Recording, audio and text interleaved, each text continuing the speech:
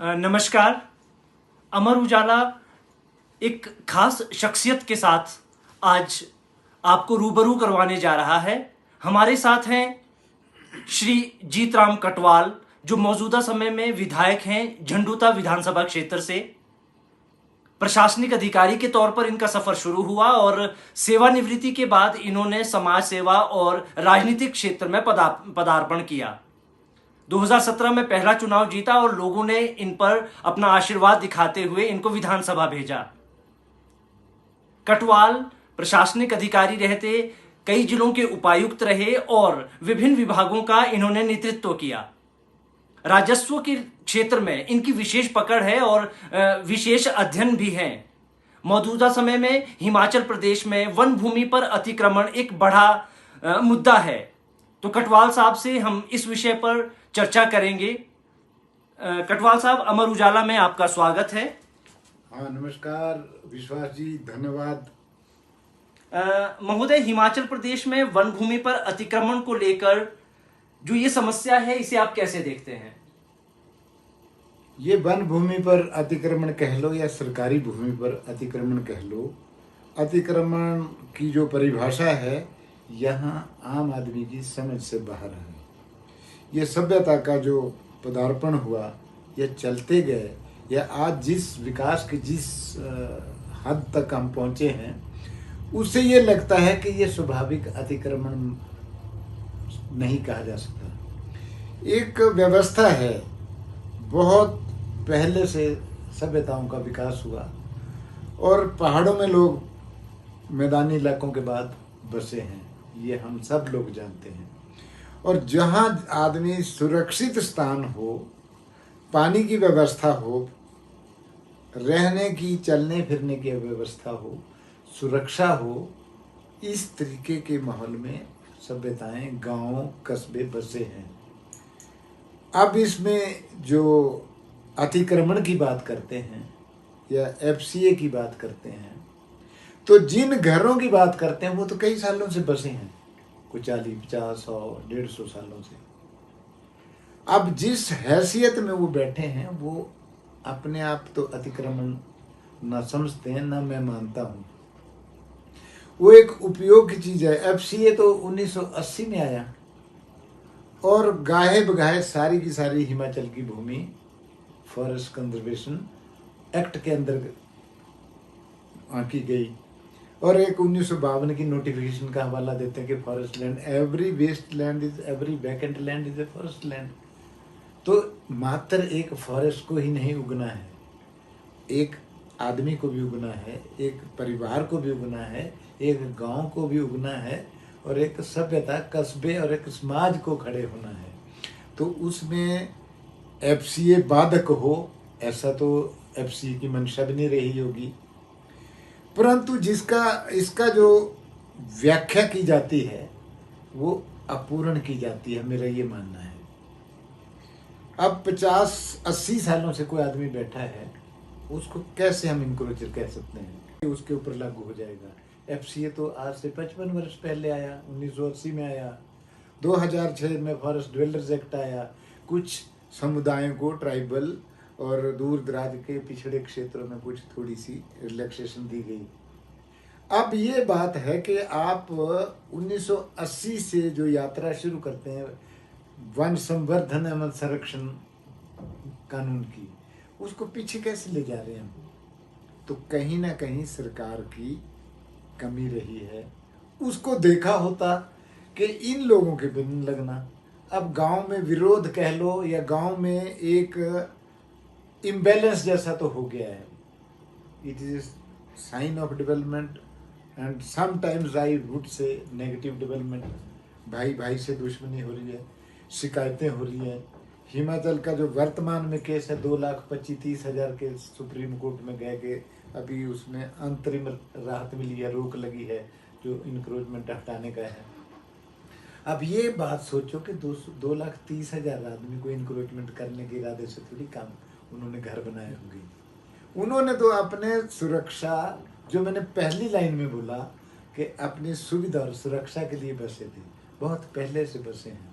और अब शिकायतें होने लग गई, बैर विरोध बढ़ना शुरू हो गया, तो उसको वो इंक्रोचमेंट में परिभाषित कर दिया और लोगों की पीड़ा, दुख, दर्द, तकलीफ बढ़ गई। बिल्कुल सही। कटवाल साहब, मैं आपसे ये जानना चाहूंगा कि विधानसभा में भी आपने इस मुद्दे को रखा और आपने मांग की कि विधायकों की एक कमेटी इस विषय पे बनाई जाए, जो इस पे अपने विचार दें ताकि लोगों को इसमें राहत मिल सके। विधानसभा में किस तरह से आपने इस इशू को एड्रेस किया है सर, उसके विषय में कुछ जानकारी दें। मैंने इस पे डिबेट मांगी थी और मैंने इसकी डिबेट को इनिशिएट किया था। 30-35 मिनट तक मैं इस मद पे बोला और निर्बाध रूप से बोला। और अच्छी खुशी की बात यह है कि इसको पूरे सदन ने ध्यान से सुना भी, क्योंकि हर क्षेत्र को, हर विधायक को, हर कॉर्नर को ये इशू टच करता है। मेरे पास बड़ा स्पेसिफिक एग्जांपल है। जो चुनाव क्षेत्र है वो भाखड़ा डैम, जो गोविंद सागर लेक है, वो लगभग 150 किलोमीटर मेरे क्षेत्र में पड़ती है। छोटे छोटी नदियों को अंदर बाहर, 4 नदियां जहाँ तक पानी जाता है, तो कहीं ना कहीं उसका प्रभाव तो विजिबल है। 254 गांव इसमें विस्थापित हुए थे। आप सुनिए ध्यान, 254 गांव विस्थापित हुए थे। और उस वक्त जब भाखड़ा डैम बना था तो भारतवर्ष के प्रधानमंत्री उस वक्त के पंडित नेहरू जी ने कहा था कि लोग विस्थापन की दर्द को भूल जाएंगे। ये आधुनिक भारत का सबसे बड़ा मंदिर है ये भाखड़ा डैम। मंदिर तो बन गया पर विस्थापन की दर्द को भूले नहीं, आज भी उससे ग्रसित हैं। पंजाब, हरियाणा, चंडीगढ़, राजस्थान, दिल्ली, वहाँ बिजली और पानी भाखड़ा से गया। हरित क्रांति आई प्लेन्स में। और मेरे क्षेत्र, आधे क्षेत्र में बिजली की समस्या अभी तक भी है। पिछले 8 सालों से विधायक के नाते मैंने कुछ प्रयास किए, पानी की स्कीमें लाई, सड़कें लाई, हिमाचल प्रदेश के 2 सबसे बड़े पुल उस क्षेत्र में बने, कनेक्टिविटी इम्प्रूव की। वो आज भी 14 पंचायतें पिछड़ी हैं। क्यों पिछड़ी हैं? जब पूरे भारतवर्ष को, आधे भारतवर्ष को उन्होंने विकास में बहुत बड़ा योगदान दिया। 60,000 पॉपुलेशन डिस्प्लेस हुई थी और 28,000 पॉपुलेशन जो थी, जनसंख्या मेरे क्षेत्र की थी। कोई बेचारे हिसार भेजे, कोई आनंदपुर भेजे, कोई राजस्थान की तरफ भेजे, वहाँ नहीं बसे, क्योंकि पहाड़ी समाज था, इतनी उनको जरूरत नहीं हो सकती थी उन लोगों से बराबर खड़े होने की। तो ये सारी कहानी इसलिए मैं बता रहा हूँ कि जो भाखड़ा से विस्थापित हुए उस वक्त कोई विस्थापितों के लिए पॉलिसी ही नहीं थी। 1971 में एक नोटिफिकेशन निकली कि इनको जमीनों का ये करना, थोड़ा सुधार की बात। 1961-56 से लेके 1961 के बीच में वो उखाड़ दिए गए, बहुत अच्छी जमीनें चली गई। और बोला क्या गया कि जहां भी जगह मिलती इन जंगलों में बैठ जाओ। कैसे इंक्रोचर हैं, उन्होंने अपनी जमीन दे दी और सरकार का जो अंश दान था उनके लिए, या उनको जो सुविधा देनी थी, वो तो नहीं दी गई। अब ये तो शरेआम अन्याय वाली बात हुई ना। तो मैं ये मानता हूँ कि कानून में प्रावधान आज भी एग्जिस्ट करते हैं। एफसीए में भी प्रावधान है कि जब ऐसी परिस्थिति हो, आपदा में भी प्रावधान आता है, या डिस्प्लेसमेंट विस्थापन में भी प्रावधान आता है, पर उसकी लिमिटेशंस हैं।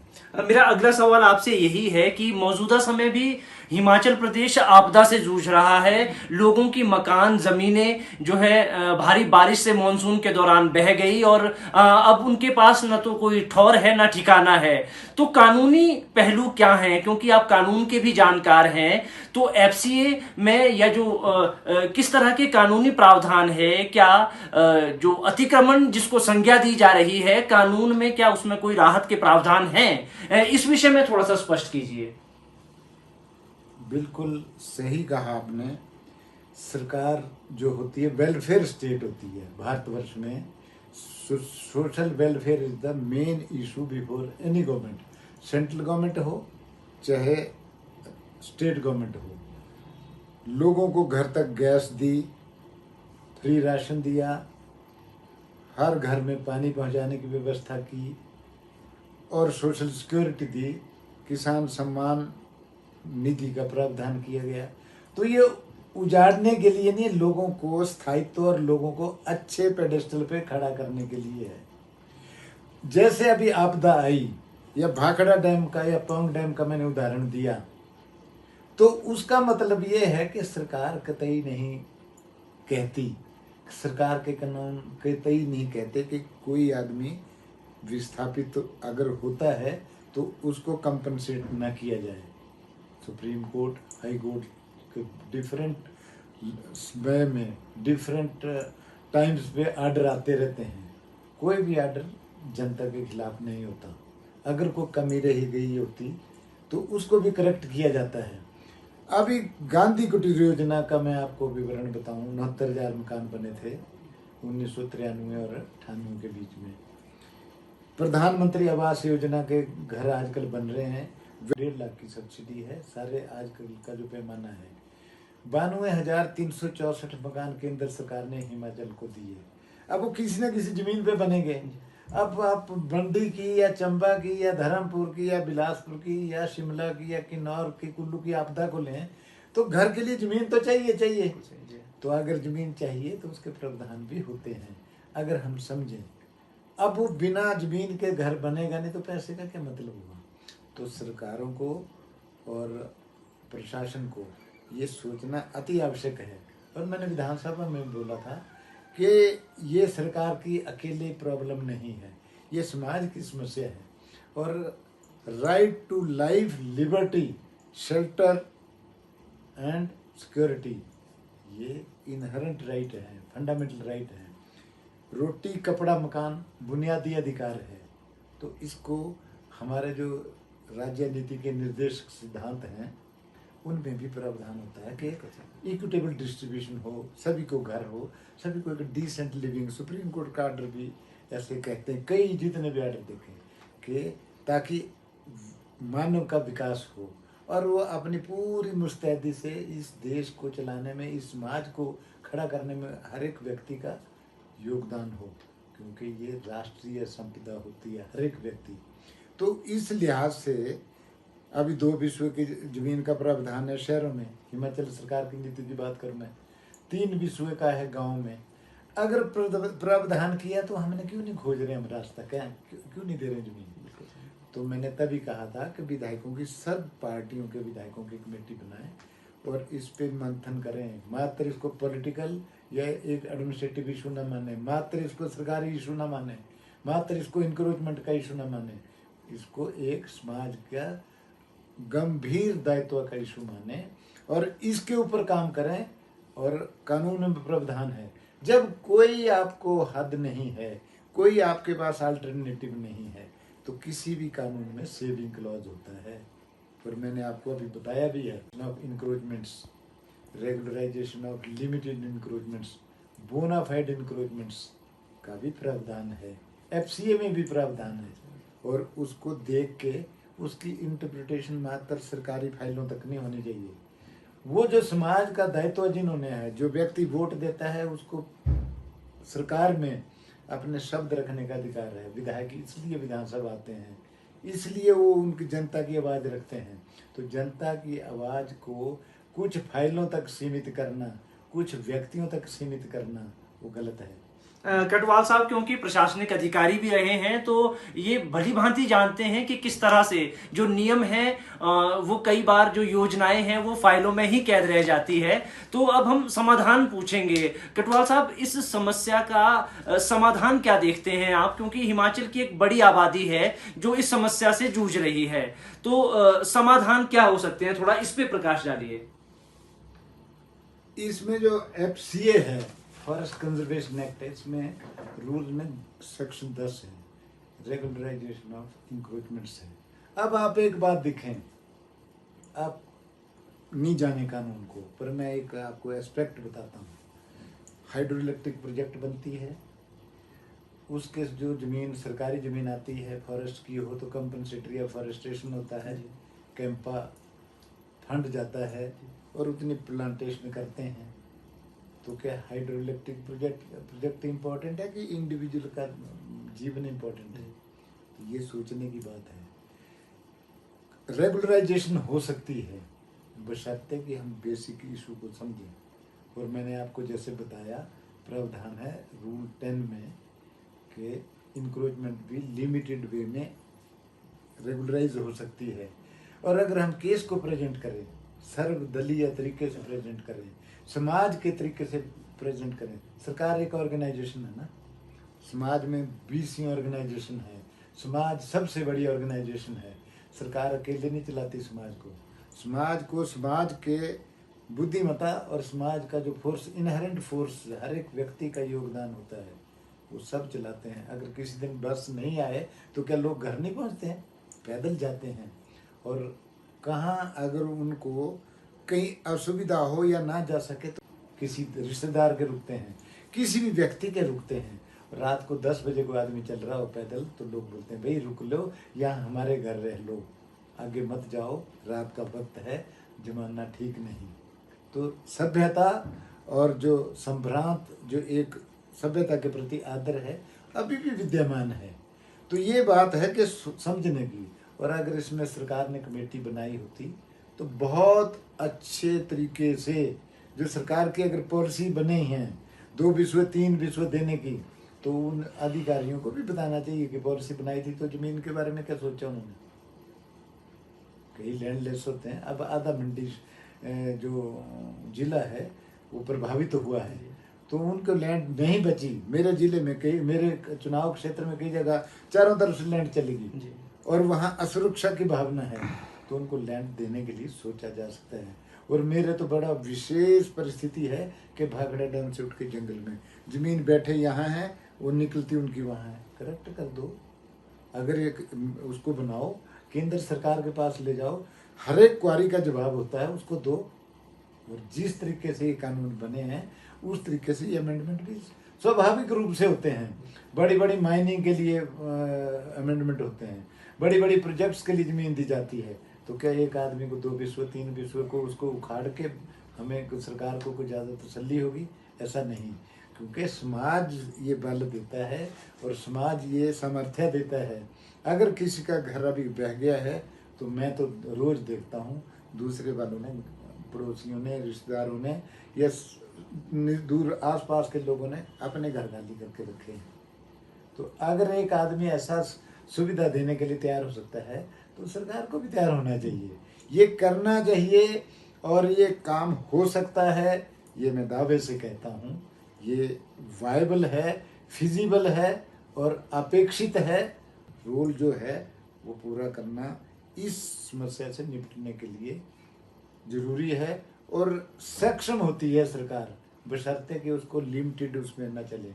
मैंने तभी तो बोला था कि विधायकों की एक कमेटी बनाओ, उनसे आइडियाज़ लो, और उन आइडियाज़ में अगर कोई ऑब्स्ट्रक्शन है तो let others reply, government reply करे। उसके पास तो बहुत बड़ा अमला है, सरकारी एक बहुत बड़ा जमावड़ा होता है। बड़े बड़े IAS अफसर हैं, बड़े बड़े और दूसरे अफसर हैं, रेवेन्यू एक्सपर्ट्स हैं, कोई इंजीनियर्स हैं, कोई दूसरे साइंटिस्ट हैं, कोई प्रोफेसर्स हैं।